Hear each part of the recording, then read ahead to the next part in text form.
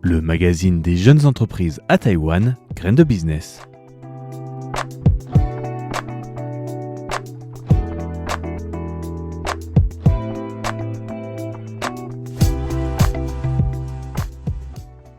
Bonjour à tous et bienvenue dans ce nouvel épisode de Graines de Business avec aujourd'hui le 7e épisode de cette série sur les entrepreneurs et les petits commerces présenté par Lisa Dufaux.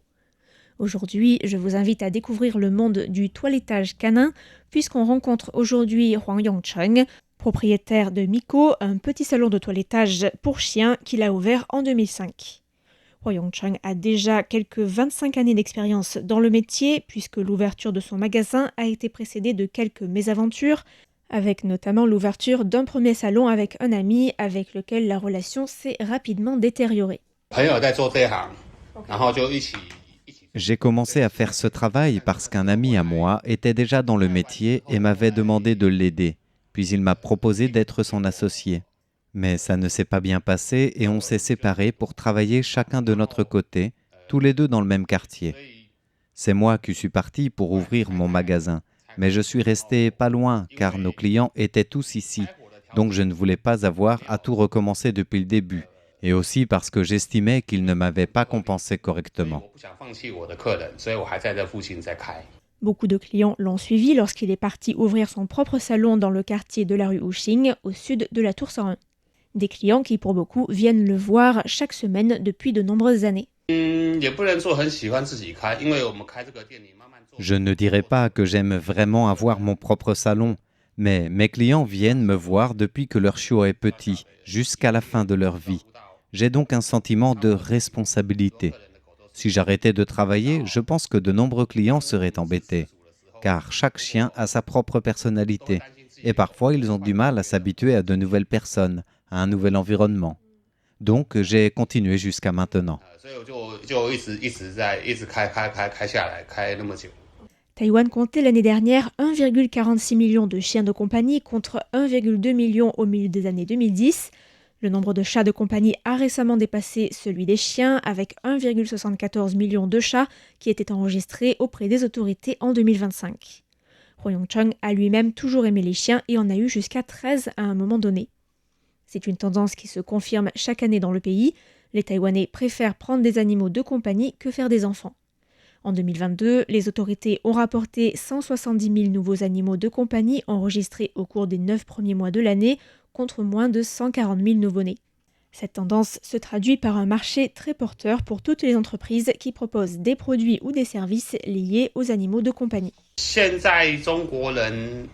Aujourd'hui, la vision qu'ont les Chinois de la vieillesse et de la manière de bien vieillir est en train de changer. Les relations entre les parents et les enfants ne sont plus aussi proches, ce qui fait que, quand les gens vieillissent, ils prennent un chien pour leur tenir compagnie. Parmi mes clients, il y a aussi des gens qui ont pris un chien parce que c'est leur enfant qui en voulait un, mais au final, ils se retrouvent à devoir s'en occuper. Il y a énormément de parents qui sont en fait forcés de s'occuper d'un chien. Mais au bout d'un moment, ils finissent par y être très attachés. La place que les animaux de compagnie ont acquise au sein des familles taïwanaises a évolué pour faire d'eux des membres à part entière de leur famille, ce qui se reflète dans le temps et l'argent que les propriétaires de ces animaux sont prêts à investir dans leur animal. En 2023, par exemple, les ventes de produits liés aux animaux de compagnie avaient augmenté de 49% au cours des 4 années précédentes. Par ailleurs, la capitale taïwanaise compte à elle seule 552 salons de toilettage pour chiens ou pour chats enregistrés officiellement auprès du Bureau de la protection animale de Taipei.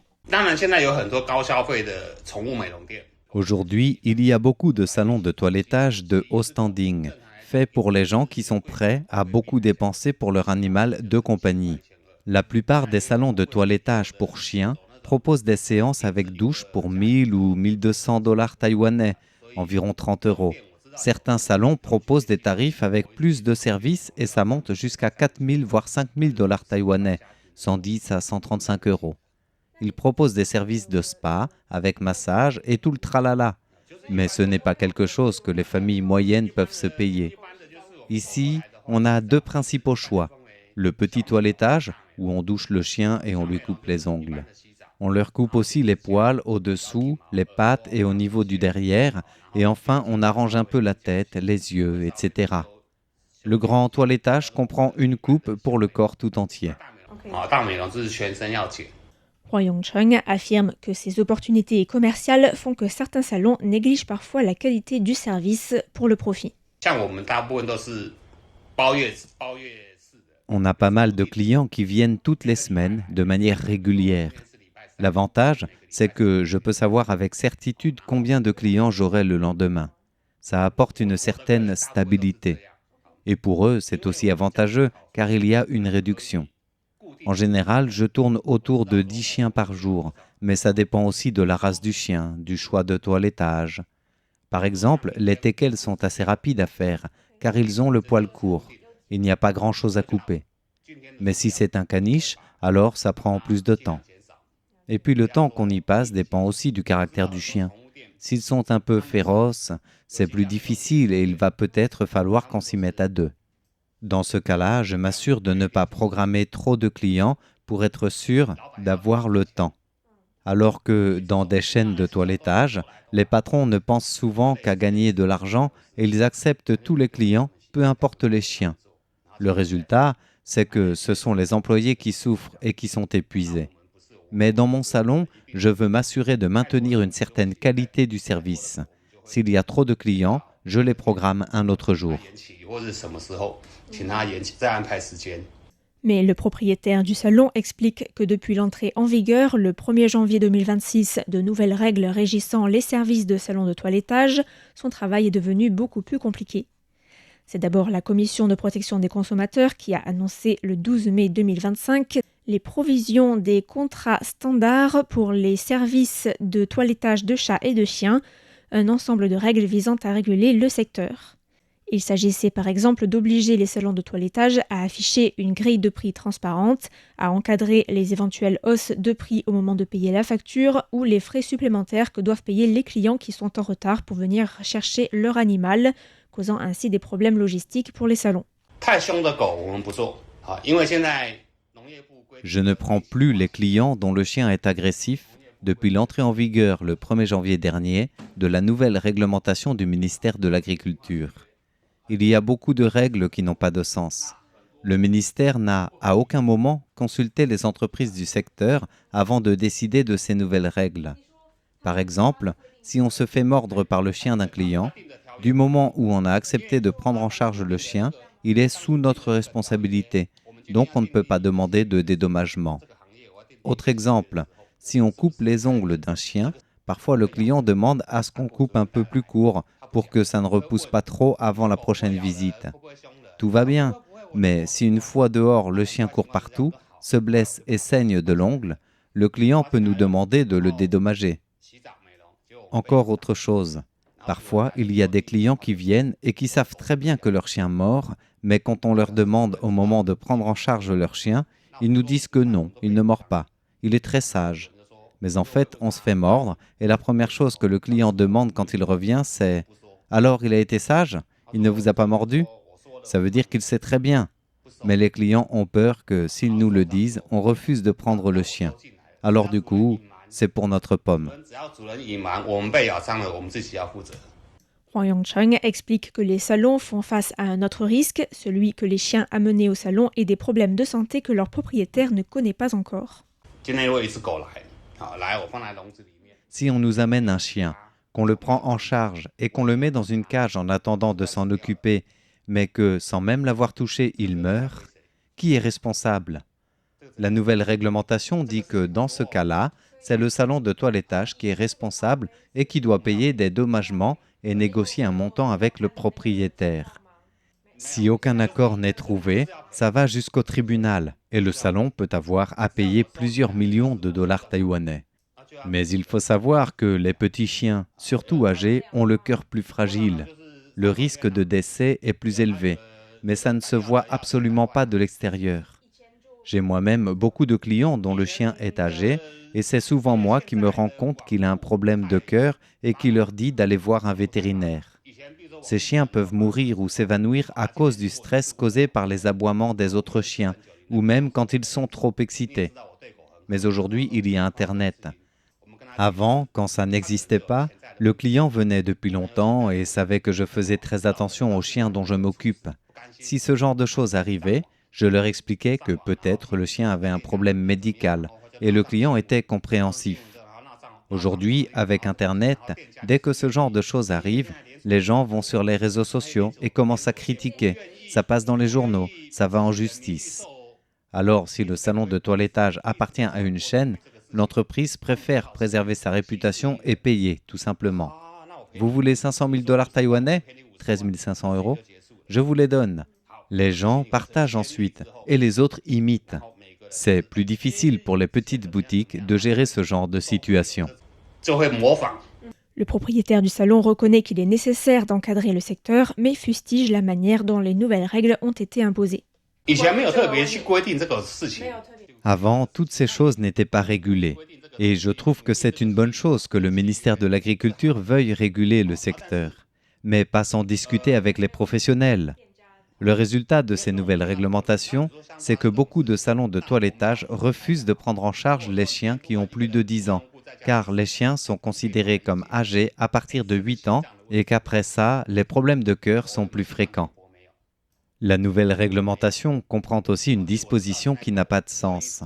À chaque fois qu'un client vient, on doit signer un contrat tout entier avec les informations personnelles, les informations sur le chien, le numéro de la puce, son état de santé, ainsi que le moyen de paiement, sur la méthode de remboursement en cas de rupture du contrat, puis la signature à la fin. Ce n'est vraiment pas pratique. Pourquoi on ne peut pas signer une seule fois? C'est embêtant pour nous et pour le client. Et si on se fait contrôler et qu'on n'a pas signé ce contrat, c'est une amende de 100 000 dollars ou 2 700 euros. La loi taïwanaise oblige les propriétaires de chats et de chiens à faire enregistrer avec le système de puces électroniques. Et maintenant, les chiens qui ne sont pas pucés ne peuvent pas aller au salon de toilettage. C'est une bonne chose, mais le problème est que les salons sont censés vérifier la puce avec un appareil, mais qu'il existe 4-5 types de puces et autant d'appareils différents pour les identifier. Une seule machine coûte très cher et nous sommes censés toutes les acheter. L'État ne nous fournit pas. Je ne peux pas me permettre de dépenser autant d'argent pour me les procurer. Bref, dans l'absolu, il y a beaucoup de choses rédigées avec de bonnes idées, mais qui ne sont pas applicables. Il affirme que depuis l'entrée en vigueur des nouvelles règles, le travail est devenu beaucoup plus difficile et que de moins en moins de personnes sont prêtes à se lancer et à ouvrir leur propre salon dans ce nouveau contexte. D'autant plus que le travail de toiletteur est, il l'affirme, beaucoup plus pénible physiquement que ce que l'on peut s'imaginer. Beaucoup de gens apprennent le toilettage pour animaux. Ils pensent que les salaires sont élevés. Mais une fois qu'ils commencent à travailler en tant qu'employés dans un salon, ils se rendent compte que c'est très différent de ce qu'ils avaient imaginé et ils arrêtent au bout de 3 mois. On ne tombe pas seulement sur des chiens très sages et il y a beaucoup d'accidents du travail, pas seulement les morsures. Le fait de se baisser souvent pour le toilettage fait que de nombreux employés ont des problèmes de dos, de colonne vertébrale. Moi, par exemple, je vais souvent récupérer les chiens des clients et je les ramène ensuite en scooter. Mais certains chiens sont lourds. Le résultat, c'est que j'ai un problème à la colonne et que je ne pouvais plus marcher à un moment. Aujourd'hui, je ne peux plus porter de choses lourdes. Donc, ce que je dis aux gens qui voudraient se lancer dans ce métier aujourd'hui, c'est qu'il faut d'abord faire un stage dans un salon, travailler quelques mois et voir si ça plaît ou si on tient le coup. Il faut aussi prendre en compte les aboiements constants. Ça peut être très bruyant. Il faut pouvoir supporter. Et bien sûr, nettoyer l'urine et les déjections canines et pouvoir gérer les chiens plus agressifs. Les conditions de travail font qu'il est difficile de recruter dans ce secteur. Huang Yongcheng, lui, travaille toute l'année avec un seul jour de repos par semaine, à part quelques jours pendant le nouvel an lunaire. Dans ce secteur, ce n'est pas facile de trouver des employés, en partie à cause des accidents du travail. Je dirais que 9,5 travailleurs sur 10 ont des blessures causées par le métier. C'est un travail difficile, d'autant plus que les gens d'aujourd'hui ont de fortes attentes. Ils veulent un salaire élevé, des avantages, etc. Mais il faut aussi voir si la personne a les compétences requises pour demander ces choses. Chaque chien est différent, des corpulences différentes, des types de poils différents. Et les demandes des clients varient aussi. En général, mes employés restent très longtemps parce que je refuse de prendre en charge les chiens agressifs. Contrairement à certaines chaînes qui ne pensent qu'à faire de l'argent, je ne sacrifie pas mon personnel en prenant des chiens qui mordent ou en programmant trop de clients sur une même journée. Dans les chaînes, les employés travaillent vraiment très dur. Ils gagnent beaucoup, mais ils sont très fatigués. Enfin, Huang Yongcheng évoque la concurrence qui est peut-être assez intense entre les différents salons selon les quartiers. Dans ce quartier, il y a beaucoup de salons de toilettage. La concurrence n'est pas forcément une mauvaise chose en soi. Ce qui est problématique, en revanche, c'est la concurrence déloyale, les salons qui font des prix au rabais pour pouvoir attirer les clients. Par exemple, si le prix moyen pour une douche est de 1 000 $, certains vont proposer 600. Pareil pour les friandises pour chiens. Certains font des marges très petites et ne gagnent que 5 $ taïwanais par paquet. Ça peut devenir un cercle vicieux qui perturbe le secteur tout entier. Et malheureusement, ça a toujours existé. Ensuite, on a aussi eu, dans le passé, le patron d'un autre salon qui répandait des rumeurs sur nous pour ternir notre image. Il se baladait dans les parcs et quand il voyait des chiens qui avaient l'air d'aller régulièrement chez le toiletteur, il engageait la discussion en disant « Ah bon, vous êtes allé chez lui ? Faites attention, j'ai entendu dire que le chien d'un de leurs clients est mort là-bas, qu'il y a eu un procès et qu'ils ont payé tant d'argent en dédommagement. » Bref, c'était des fausses rumeurs pour faire peur aux gens et les dissuader de revenir chez moi pour qu'ils aillent peut-être chez lui. Et ce n'est pas arrivé qu'une seule fois. Ça fait longtemps, mais ça a duré un certain temps. Je pense que c'est parce qu'à l'époque, son salon ne marchait pas très bien. Ce sont plusieurs clients qui m'ont alerté. Mais nous n'avons pas pu le poursuivre en justice car nous n'avions pas de preuves, pas d'enregistrement.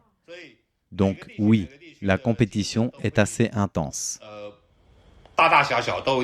Le propriétaire de Miko tente de se démarquer non pas avec des produits ou des services particulièrement haut de gamme, mais plutôt dans la relation client. Je pense que si j'ai pu rester ouvert pendant si longtemps, c'est parce qu'on se préoccupe des animaux et qu'on prend le temps de parler aux clients, à leur donner des conseils.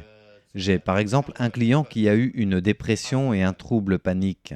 Son chien est très âgé, donc j'essaie de le préparer psychologiquement en lui disant qu'il s'est très bien occupé de son chien toutes ces années et que son chien peut décéder à tout moment, mais que si ça arrive, il n'a qu'à m'appeler et que je l'aiderai à gérer toutes les procédures. Il m'est aussi arrivé de garder gratuitement, pendant la journée et pendant une période, le chien d'une cliente qui a des problèmes de cœur, car le bruit des travaux peut être très stressant pour les chiens cardiaques. Je pense que les clients apprécient que l'on se préoccupe sincèrement de leur chien. D'ailleurs, quand leur chien meurt et qu'ils en prennent un autre, les clients reviennent chez nous pour qu'on s'occupe du nouveau chien, ce qui n'arriverait pas si on ne s'en occupait pas bien.